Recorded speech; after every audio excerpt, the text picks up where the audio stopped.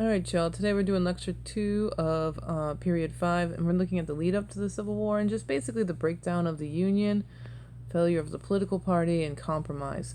So to go back again, the Missouri Compromise was how we settled things with the Louisiana Purchase. So when we gained all of this land in Louisiana, right? It came out that we had to figure out how was this going to be extended slavery or not. Missouri was going to be slave. Maine came in as free. This was supposed to be free. This was allowed to be slave. And that was it, right? So in 1820, under like Henry Clay and these other folks, we were able to come up with a compromise.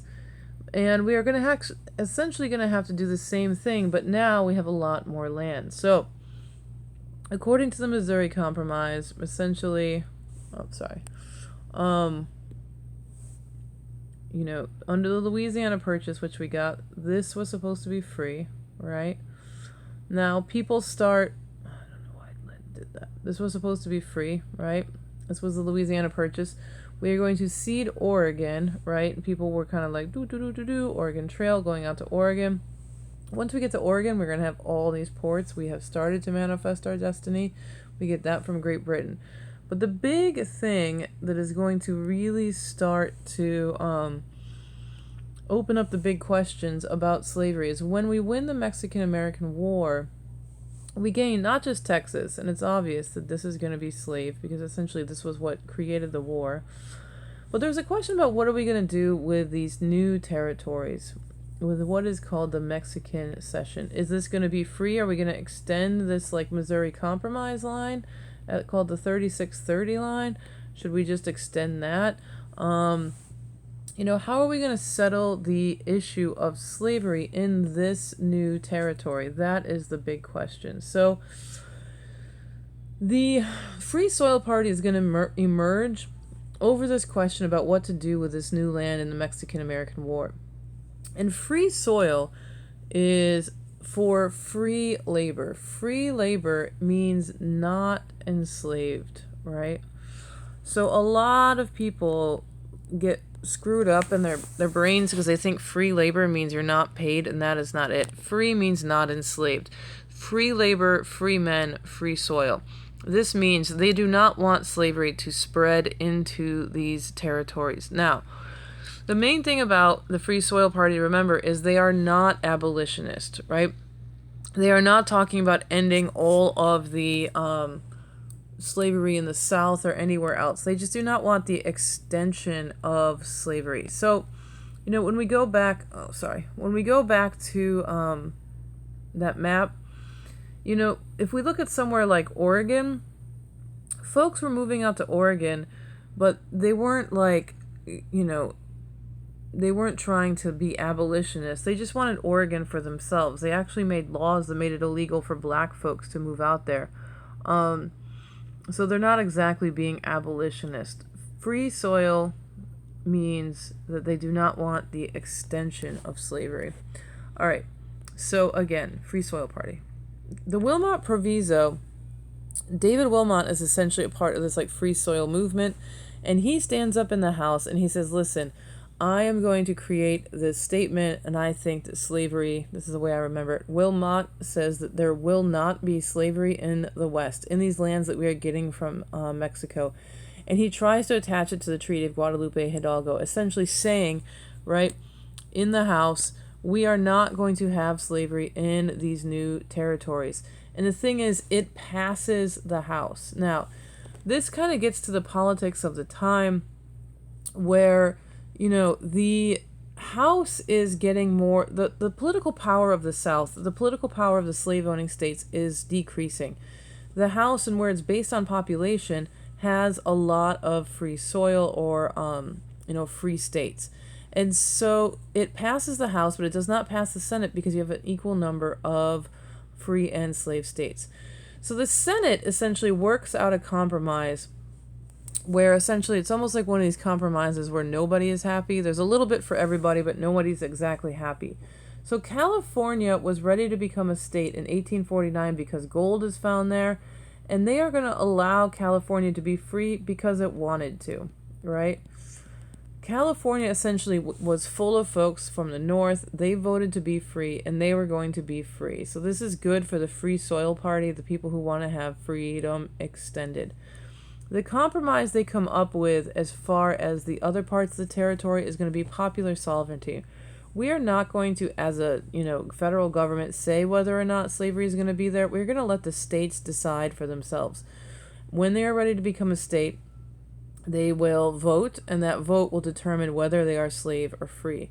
So this is kind of like a half-half situation, half are happy, half are not. The stronger fugitive slave, so free soil is good with this one, right? This is half. Slave folk are going to love this new strengthened Fugitive Slave Act. Essentially, you're going to have people like Frederick Douglass running away to the north, writing books, become abolitionists, going on speaking arrangements.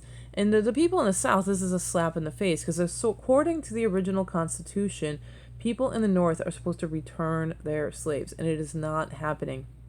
Essentially, you had local juries who would just not convict people, would not send them back, and so states were essentially not returning enslaved people to their masters.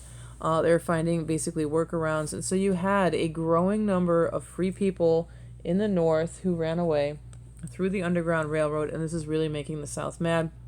With the Compromise of 1850, we're going to have a stronger Fugitive Slave Act, and this is going to make the South happy.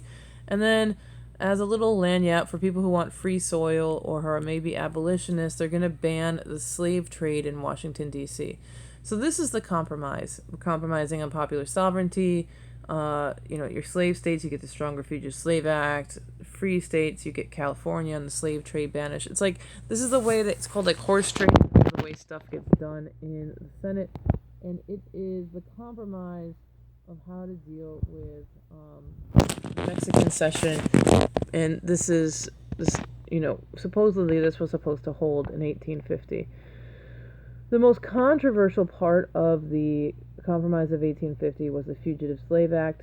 To the people of the North, you essentially could no longer have free states if essentially people could come up with no trial and essentially kidnap folks in the North. This is a problem. And so there are riots, there is a lot of resistance. People would basically hide slaves.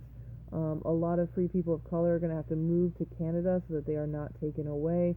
But you do get people who basically, fight federal officers who are coming in to take these people.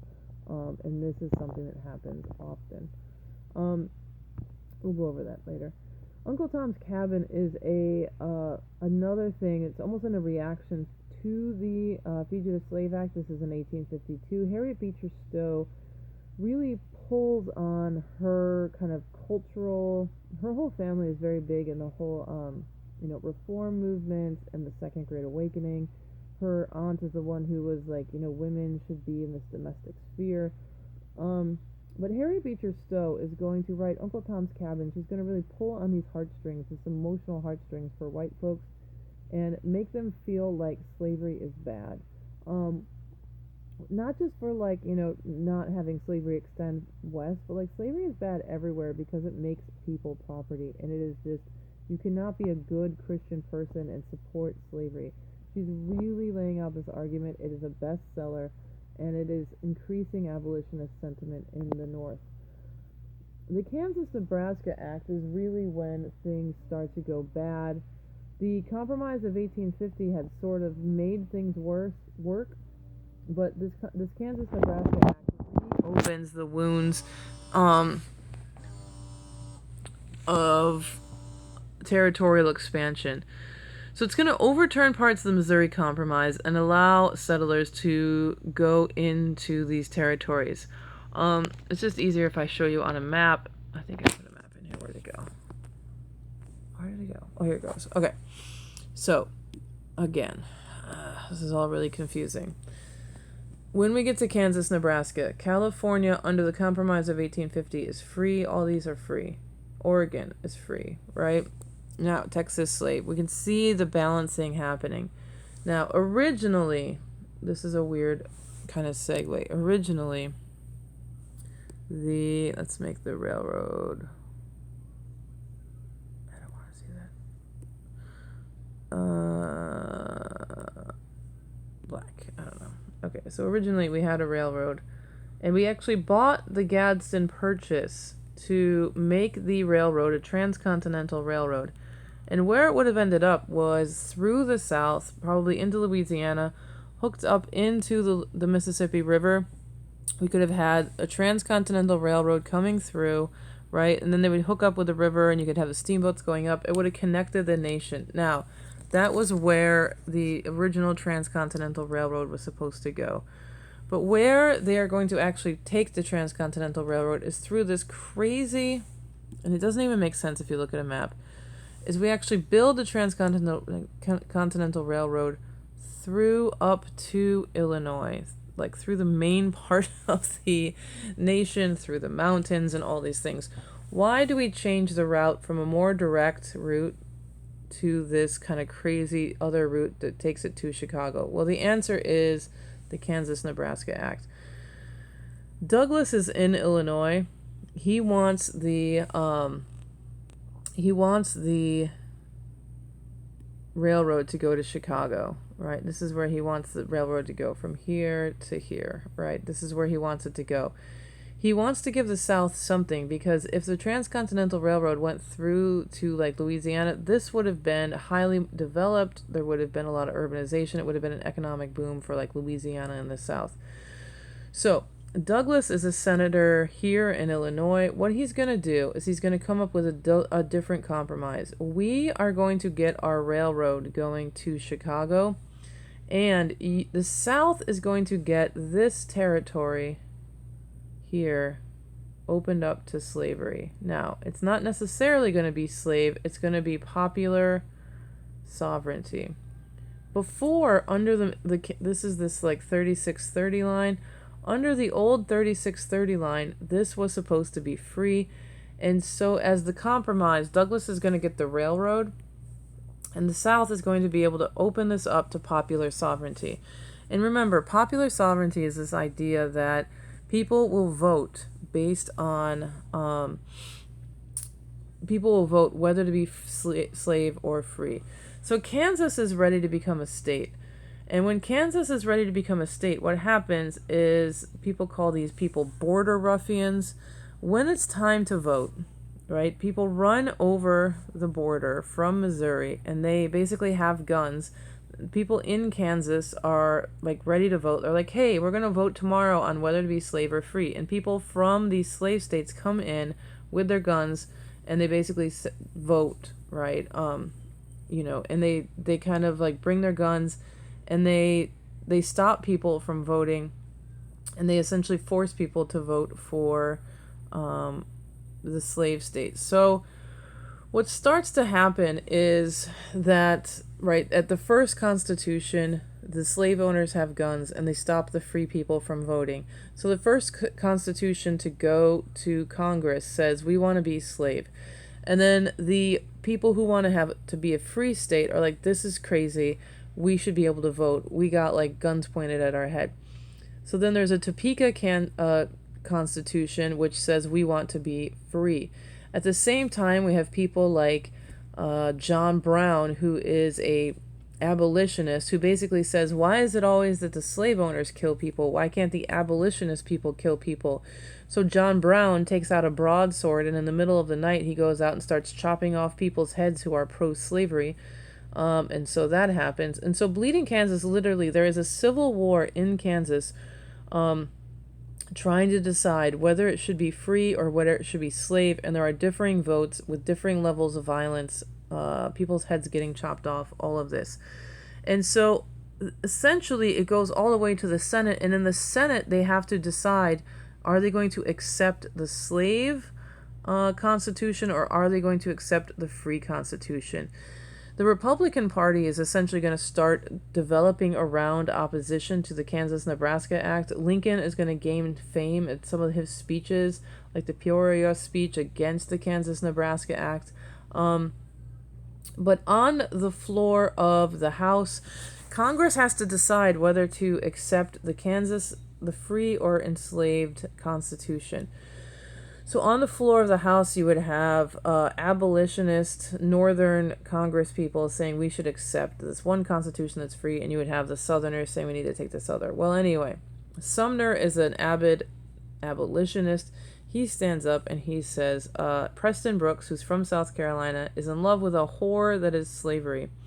Anyway, his nephew, I think, stands up and is like, this cannot stand. You are libeling my uncle. And so Preston Brooks's nephew comes in the next day with a cane and beats Charles Sumner near to death with a cane. Both people, Charles Sumner is going to get reelected even though he's basically hospitalized and can barely speak. And Preston Brooks's nephew is also elected, and they take his cane and like frame it in South Carolina. Both people are heroes. So it is showing, right? I think the big thing about bleeding Sumner is that this thing is not going to end in a nice compromise, right? People are not going to be able to, sit on the floor of Congress and come up with a compromise like they did in Missouri or even in 1850. It has gotten too far. The Republican Party is going to form in 1850, essentially over opposition to Kansas, Nebraska. It's going to absorb the Free Soil Party and the Whig Party and an anti-immigrant party together into the new Republican Party. And this is either a free soil or / Republican cartoon. It always shows up and it is very confusing. I think the big key here is that you see this like Democratic platform. They are making fun of the Democratic Party. And essentially the way they are making fun of the Democratic Party is this is Douglas, I think this is Pierce, Buchanan, I think is one of these two. I don't know, they all look the same. I don't know. Anyway, you are supposed to sympathize with this white dude. The problem is he looks horrible, right? And you don't really empathize with him. But anyway, so here is the story of this cartoon. You have a free soiler, a farmer, someone who is getting slavery forced down his throat. They don't care about this black dude, right? This is not their concern. What they are concerned about is this white person. The white dude is the one who's saying, murder, help, my neighbors, my wife, right? I'm going to die because the Democrats are shoving slavery down my throat. So this is a Republican cartoon or a Free Soil cartoon saying that the Democrats are forcing slavery down their throats with things like Kansas, Nebraska. There was also a plot to go take over Cuba to extend slavery there. That failed. And so what it starts to feel like in the North and to Republicans is that the country is becoming essentially completely enslaved and the Democratic Party is forcing slavery down their throats. Dred Scott is going to further make people feel like this country is increasingly becoming enslaved. Essentially, Dred Scott is denied citizenship to the United States because he is black, not just because he is enslaved. It is going to go on to say that the Missouri Compromise is illegal, and that essentially Southerners, you are right? This is it. Black people cannot be citizens of the United States. The Missouri Compromise is illegal. The federal government has no power to end slavery anywhere because of the right to property.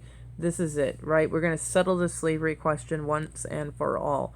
But really what is going to happen is that Dred Scott is just going to tear the nation apart and show again that there is no compromising here. John Brown, who previously was in Bleeding Kansas, chopping up people with broadswords, is going to gather up support for a slave rebellion, or what he's going to try to do is a slave rebellion. He is essentially going to get some folks together, go to an arsenal. Step one, go to an arsenal, get a bunch of guns. And then he was hoping to kind of like march into plantations, free slaves, and arm them, and basically snowball his way through the South, freeing up the slaves. He gets to step one and gets caught, and he is tried for treason. He never makes it out of Harper's Ferry Arsenal. And that is it. But he is going to become a martyr in the North, and he is going to be a terrorist in the South. Essentially, in the South, they are like, this is what we knew was always going to happen. These Northerners want to, like, kill us all. And in the North, he starts to become a martyr. This leads us to the election of 1860. And essentially what starts to happen in the election of 1860s is the Republicans are unified under Lincoln. So this is I hate all these cartoons, but anyway, we'll go through it. Lincoln, here is Lincoln. He doesn't have it. You don't recognize him because he doesn't have his hat and he doesn't have his beard. But anyway, Lincoln is here and he is unified, and the Democrats are fighting amongst themselves, like, right? The Southern Democrats are going to be split, or the Democrats are going to be split between the Southern Democrats, which is Breckinridge, and the Northern Democrats, which is Douglas. And the North is going to be solidified under the Republican Party. So essentially, if a political party is split, the other party is going to win. And so in the election of 1860, Lincoln is going to win, but he does not even appear in the ballot in the South. There are 4 people running for president. Breckinridge, who is like let's go to this map. Breckinridge, who is the Southern Democrat. Douglas, who is the Northern Democrat. Lincoln, who is the Republican. And Bell, who is called a Constitutional Union Party. So in the South, you actually have a, ballot that has Bell and Breckinridge. And in the North, it is essentially between Douglas and Lincoln. And Lincoln doesn't even appear on the ballot in the South. And so Lincoln wins the presidency without one Southern state voting for him. And I think it is also another sign that the South is losing political power. If the president can become the president without one single Southern vote, this is crazy. And it is because of population. It's because the North has way more people because of immigration and these other things. And the South is just getting politically beaten. The other thing is Lincoln famously, did a lot of speeches about abolitionism. And personally, he was against slavery. But politically, he was taking the free soil position. He was not saying he wanted to end slavery in the South. He was saying he wanted to just stop the extension of slavery. This is not going to stop the South from seceding. As soon as Lincoln is elected, or, basically as soon as Lincoln is elected, South Carolina is going to leave, as is then Mississippi, Florida, Alabama, Georgia, Louisiana, and Texas. These states are going to leave basically as soon as Lincoln is elected. He doesn't even take office until 1861, but these folks leave in 1860 before Lincoln even takes office. Now, when they leave, Buchanan is actually president, and he does nothing to stop this secession. So South Carolina is just like, see ya, United States, we're going to keep our slavery. And we are also going to take like all of the other stuff. So Breckinridge does nothing to stop this, and so essentially they start taking control of all of the federal assets at the time. So Lincoln, I guess, famously says, if I could save the Union without freeing any slave, I would do it. If I could save it by freeing all the slaves, I would do it. And if I could save it by freeing some and leaving other alone, I would also do it. What I do about slavery and the colored race, I do because I believe it helps save the Union. And so he is concerned about the Union. He's not necessarily concerned about abolitionism in this beginning part, even though personally, he wishes it would. Fort Sumter is going to be when the first battle of the Civil War. So essentially, there is a small, little, teeny tiny base off of South Carolina, right out here, right? So you have a little base. Inside the base are U.S. troops, right? And essentially they are surrounded by the Confederacy. They are being starved out. They are not getting any supplies. And so Lincoln, when he comes into office, has to decide, what am I going to do about Fort Sumter? Am I going to let it starve? Am I going to, fight my way in? What am I going to do? And what he basically decides to do is send in reinforcements, and send in supplies. But essentially, the South is going to fire the first shot when they try to resupply Fort Sumter, and the Civil War is going to start. After Fort Sumter, other states have to decide whether or not they're going to fight with the Union or fight with the Confederacy, the Confederate States of America or the United States of America.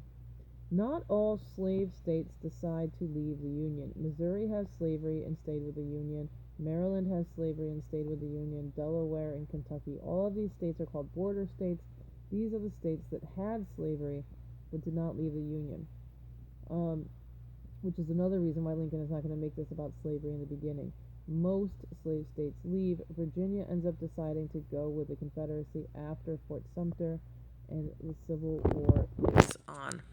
Alright, so for homework, I gave like some random letters based on your last name. You are going to take this event and you can do one of two things. You can make a Flipgrid video, you can make a poster or a cartoon. You could write 2 well-developed paragraphs, or make a graphic organizer about the event and then 4 effects. Whatever you want to do to kind of talk about this. For the event assigned, do something to show me why this is the most significant cause of the Civil War. All right. Why is it the most significant cause of the Civil War? Look forward to looking at it. It'll actually be due, not next class, but the class after. All right. Take care, y'all.